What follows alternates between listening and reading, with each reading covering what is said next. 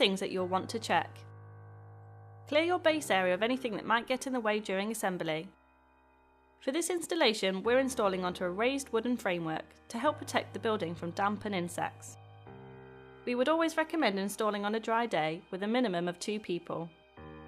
For this installation, you will need a screwdriver, a drill, a hammer, a tape measure, a ladder, and a Stanley knife or cutting tool.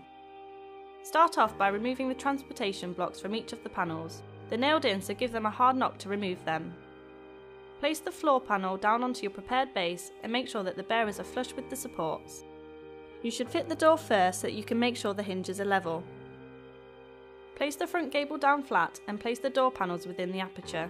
Line them up flush with the frame and place the hinges at the top, middle and bottom so they line up with the framing nails. Pre-drill through each of the screw holes to prevent the timber from splitting, and then secure each hinge in place using the 30mm screws provided. Make sure to pre-drill all screw holes throughout this installation. Start the main body of the installation with the rear gable and one of the sides to form an L-shaped join. Align the panels at the corner so that the framing pieces are firmly against each other and the bottom framing sits flat on the edge of the floor. Secure the panels at the top, middle and bottom of the framing with screws.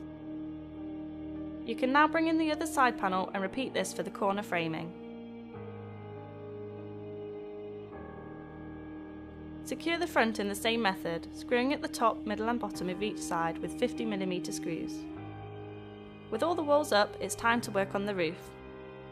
Starting with the ridge bar, line up an L bracket at each end and secure with screws before affixing between the 2 gables. With the ridge bar installed, the next step is to prepare the roof boards. With the roof panels on the ground, slide an eaves frame under one edge and secure with screws. Repeat this for the 2 frames on each panel. Slide the roof panel up onto the gables until you reach the apex and secure into the framing beneath. This will create an overhang for your felt. Repeat this for the other panel. Now that the roof is on, you want to secure the framing of your building down to the floor to prevent any movement. Screw the framing down at equal intervals around the building using 50mm screws.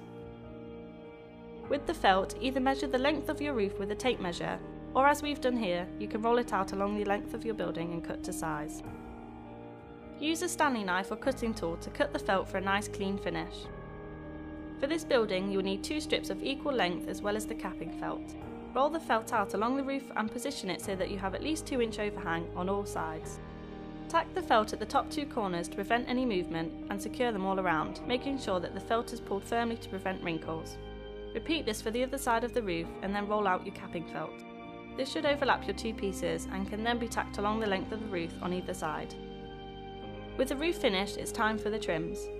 Align the corner trims over the side panel framing and then secure in place at the top, middle and bottom with 30mm screws. Repeat this for all 4 corners before moving on to the fascia boards. Fold the felt down so that it is sandwiched firmly between the fascia and the edge of the roof. Secure these at each end and the middle and repeat for all 4 fascias. Don't worry if some felt hangs under your fascias, this can simply be cut away using a knife. For the finial, make sure to pre-drill the screw holes to prevent splitting and position over the fascia joint. With the windows, you're going to need to insert the plastic glazing strip onto the lip of the window. Place a piece of styrene in the window frame and cover the edge with the framing piece. Secure this through into the framing behind to sandwich the glazing in. Repeat this for the other window edge before securing both with the centre framing piece. The door blocks need to be placed on the top, middle and bottom of one door. This will become the slave door. A turn button can be installed on the top and bottom blocks of the slave door. The internal door beading needs to be installed just on the inside of the door frame. Secure this at the top, middle and bottom of each side of the door. The door strips need to be placed over the door gap, with the shorter strip at the top of the doors. Make sure they are flush at the top and bottom to leave a gap between them. Secure into the master door along each strip, lining the screws with the internal framing. The last turn button is installed on the slave door, between the 2 strips to prevent the door from swinging open. Score around the edge of the window framing with a sharp knife on both the inside and outside of the window glazing. You should then be able to peel the protective plastic off the window. Now that your shed is installed, you'll want to treat it with a good quality timber preservative to keep it protected throughout the year. For more installations, please check out the other videos on our channel,